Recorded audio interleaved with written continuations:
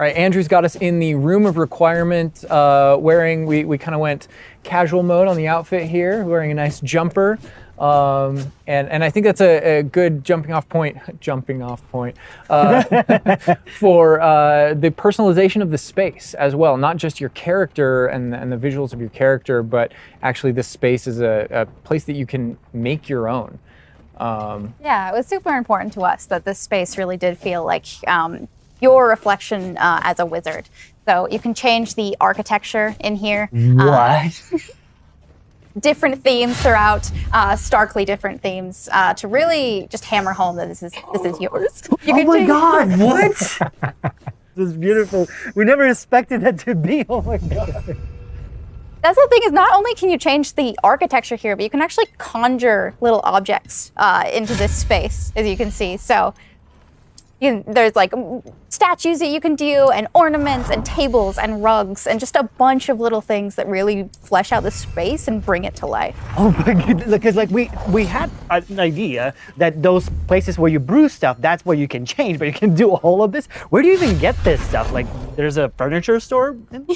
Yeah, so we call them conjurations. And the conjuration recipes can be purchased at Tomes and Scrolls in Hogsmeade. But also as you engage in different types of gameplay throughout the world, you'll be rewarded with different objects. That's so cool. And you change color? Mm-hmm. You can change the color, you can change the size of it, and you can place it basically anywhere. Oh my God, it's so tiny. It's like for baby Niffler. And I love how the system too is designed. It's not mechanical, it's immersive. Mm-hmm. And so you get the magical effect of conjuring it in, and you're actually doing this in the world as your character, but the way you've blended like that gameplay with the immersive design of personalizing the space. Oh my God, like, and I love the animation, how it like appears, you know, like it's not just like there, it's like, it almost like it apparates. It is really quite beautiful. And that was the thing, is we wanted that to look really nice because the magic in the wizarding world is everywhere. It's physical, it's kinetic, and it's whimsical. And we really wanted to nail that whimsy in this space.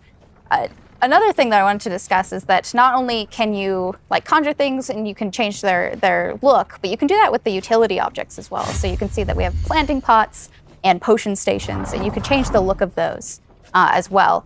And these are the areas where, as we had mentioned previously, you'll be growing your plants, you'll be brewing your potions. Right. So while you're also doing these like kind of nurturing based activities, this is also the space where you would bring your gear to be identified and gear to have like rates put on it, which I believe Alan can talk to. Oh, yeah. We keep bringing up appearance and how it looks, and on a, like in the game, you can look like anything you want to whenever you want to. But the player will be finding different types of gear, that we call it, as you progress through the game. And essentially, we just know that clothes and different items in the wizarding world can have different magical properties.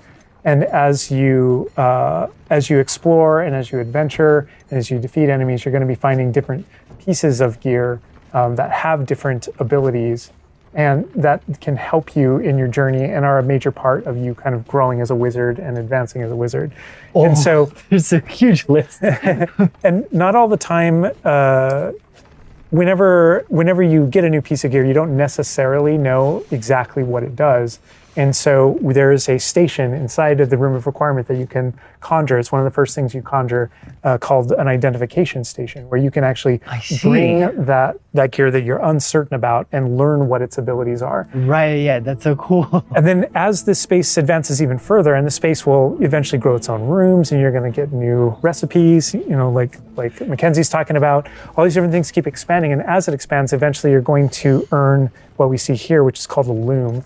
And when you set up a loom, it's an ability to essentially customize exactly which magical properties are on your gear, and take any piece of gear and adjust its properties and to tweak what it does. And I mentioned earlier that you can make anything look like anything. The collection of appearances, we call it, or cosmetics, we've been referring to it in this stream. Those types of things you can use, and you can apply a look to any other look. So if you get a piece of gear, you put it on, you look like that, but you can change it to look like whatever you want. That's so cool. And like you can just put some ability to this sweater, but then you can just swap that ability. Yep, and appearances you can edit whenever you want in the gear screen. The loom is specifically about applying traits and applying larger upgrades that just kind of grant you greater statistical advantage or give you really specific abilities that blend in nicely with where you're trying to go with your combat fantasy or talents and things like that. Interesting. I'm just seeing that they're just like pumpkin fur, mooncalf fur. Where does that come from? Yeah, and so you'll notice that the ingredients that are used to add traits and to upgrade your gear are based around beasts. So this is where we get into the beast care section, which is inside this vivarium. Kind of bigger space on the inside idea. And so you can see here we have a couple of beasts out. We have a graphorn and a mooncalf and a niffler and a kneasel as well. So quite a variety. Oh my God, he's just like a big puppy. They're so They're cuddling. Oh my God, they're together. Oh, that's so cute. They're adorable. And so part of beast care is petting them as well, but feeding them too. And so once you do those things, that's when they feel safe enough that they'll give you their magical ingredients. So mooncalf fur, niffler fur, etc. That can then be used in your gear. That is like so like intuitive because like you know that makes sense because when you touch the animals you get some fur leftovers. That's so. Oh my God. Yeah, and we really want to hammer home the fact that this is like a home that you're making for them. So in the overland, you can find these beast dens and rescue these beasts. Part of doing so is brushing them and feeding them food as well, and to build that relationship with your beasts. In addition to be able to care for beasts, you can actually conjure things in this space as well. The house, the cottage. Yeah, right. And so we have like a lot of little ornaments in this area, and a lot of them are purely cosmetic, but they look really cool. Again, it's the personalization of this space.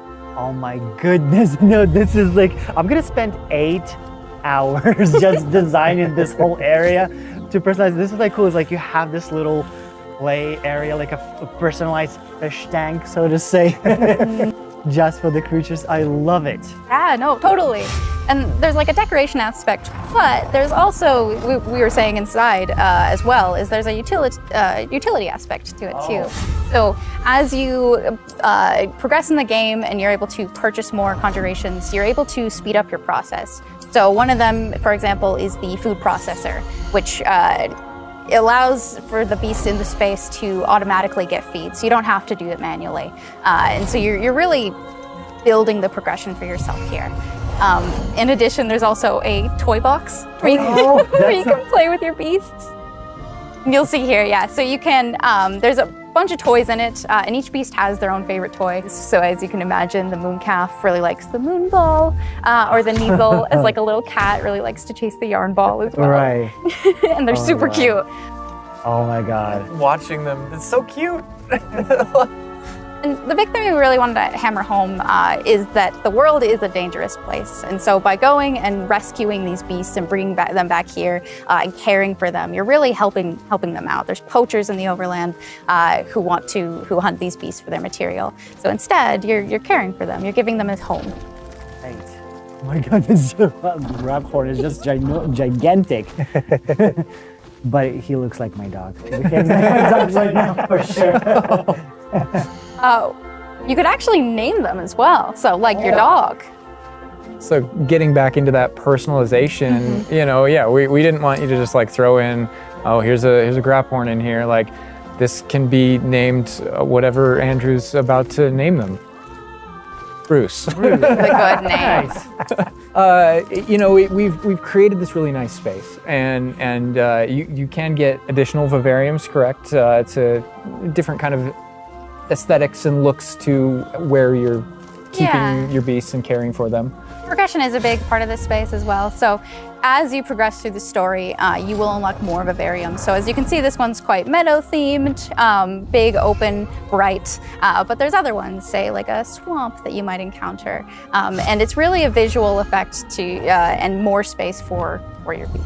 Oh, so it's like those, so when we're inside the room requirement, there's like on the left, there's that moon glow from one entrance and then some shrubbery going on in the right. Is that what you're talking about? Yep, that's exactly it. Ah, oh, you put trees in here too. Oh my goodness. And another thing with the beast care that I think is great, tying back to this same kind of thing that you did with like the broom, where the broom is not just a method of travel, it's actually built in and integrated into the world. In the same way, like beast care isn't just this added element. You're not just throwing it on top. There's really this like narrative and integration to everything connects. So as you progress through the missions, you'll expand this space. As you earn resources, you'll go into Hogsmeade and use them to unlock the gameplay here and unlock new conjurations and different things to play around with. In the open world, it's in those different environments, like the different combat and conflicts and bandit camps and different things like that exist in the overland. Those things are what hold recipes that exist in the loom. So all these things have a way of connecting. Moonstone that you find out in the world is the resource that we use to conjure everything that's found throughout the world. Forgeables are used for recipes. So really everything's like a cycle and keeps you coming back. But even with the story that's being told too, I think people know who Poppy is and that she has a particular affinity for beasts. Yeah, I think everything we're seeing here, you're going to be venturing out into the world, and this is just kind of the tip of the iceberg, even of kind of like your interactions with beasts in that narrative. So you bringing up Poppy, there are more kind of mysteries to discover and things to discover out in the world that have to do with her and that have to do with caring for beasts. And so different characters have their own stuff that just kind of make this all just kind of like the beginning of your journey.